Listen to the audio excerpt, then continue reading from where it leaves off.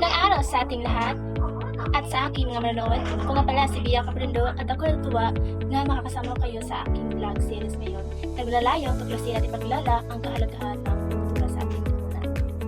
Sa episode na ito, tatalakayin natin kung paano nakakaepekto ang globalisasyon sa mga bagong palabas, musika, literatura at iba pang anyo na kulturang popular.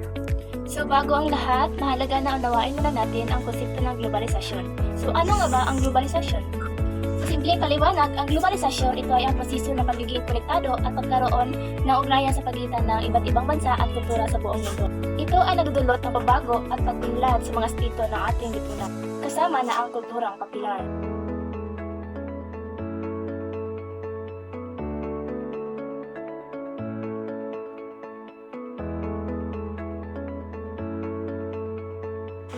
So narito ang halimbawa ng pinakasikat na musika sa buong mundo ay isa nito ang K-pop or Korean pop. Ang K-pop ay isa sa mga pinakasikat na musika sa buong mundo ngayon. Ang mga K-pop groups tulad ng BTS, Blackpink at EXO at iba pang mga K-pop groups ay nakakamit ng internasyonal na tagumpay at malawak na fanbase sa iba't ibang bansa. Ang pagiging viral ng K-pop ay napapakita ng kapangyarihan sa globalisasyon ng kapapalaganap ng musikawan sa iba't ibang kultura. So narito ang ilan sa mga popular na pelikula sa Pilipinas na kamakailan lamang ay nakakuha ng malawakang suporta at pagkakilala mula sa mga manonood.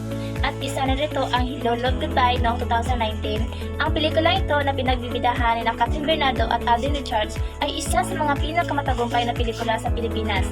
Ito ay isang romantic drama na tumatalakay sa buhay ng mga overseas Filipino workers o OFW sa Hong Kong. Ang Hello Love Goodbye ay hindi lamang pumapaloob sa kasikatan sa Pilipinas, kundi pati na rin sa iba't ibang bahagi ng mundo na napapakita ng kakayahan ng pelikulang Pilipino na makabuluhang maipaparating ang mga kwento at karanasan ng mga Pilipino sa iba't ibang bansa. Halimbawa ng popular na literatura ay ang No Limit ang Hirig ni Jose Rizal ay may malaking epekto sa globalisasyon sa pamamagitan ng pagpapakilala sa kultura at kasaysayan ng Pilipinas sa iba't ibang bahagi ng mundo. Ang No Limit ang Hirig ay isa sa mga akda na naglalarawan ng mga suliranin at kahirapan ng lipunan noong panahon ng kolonyalismong Espanyol sa Pilipinas. Sa pamamagitan ng pagiging popular at pagtangkilik sa mga akdang tulad ng No Limit ang Hirig, mas nagiging kilala ang Pilipinas at ang isyu ito sa iba't ibang bansa. Ito ay nagbibigay daan sa mas malawak na pag-unawa at pag-aproba sa mga karanasan at pangyari ng Pilipino, na nagbibigay ng pagkataon para sa mas malalim na ugnayan at pagtalastasan sa iba't ibang kultura. Ang pagpapalaganap ng mga akdang tulad ng No Limit ang Hirig sa iba't ibang bahagi ng mundo ay naglalayong maghatid ng kamalayan at pagpalaga sa kasaysayan at kultura ng Pilipinas. Ito ay isang paraan ng pagpapalalim ng ugnayan at pagkakaisa sa gitan ng iba't ibang lahi at bansa na magpapalawak ng perspektiba at pag-unawa sa globalisasyon ng kultura at politika. Ang popular na fashion at estilo ng pananamit ngayon ay may malalim na epekto ng globalisasyon sa pamamagitan ng pagpapalaganap ng mga trend at kultura sa iba't ibang bahagi ng mundo. Isang halimbawa na epekto ng popular na fashion at estilo ng pananamit sa globalisasyon ay ang pagiging iconic at globally recognized ng mga brand at designers tulad ng Louis Vuitton, Gucci at Nike. Ang mga fashion brands na ito ay hindi lamang kilala sa kanilang kalidad at estilo, kundi pati na rin sa kanilang global na impluwensya at presensya. Sa pamamagitan ng pagpapalaganap ng kanilang mga produkto at collection sa iba't ibang bansa, sila ay nakapagbigay daan sa pagpapalitan ng kultura at pananaw sa muda sa buong mundo.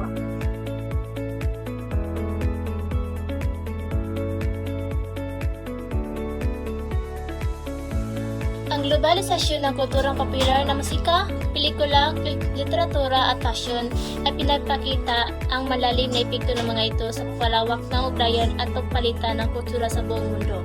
Ang mga ito ay hindi lamang nagbibigay aliw at inspirasyon, kundi pati na rin nagdudulot ng positibong epekto sa ating pag-unlad bilang mga individual sa lipunan.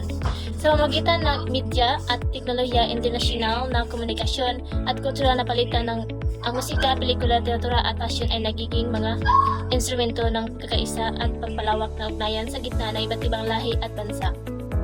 And I thank you. Yun lang po.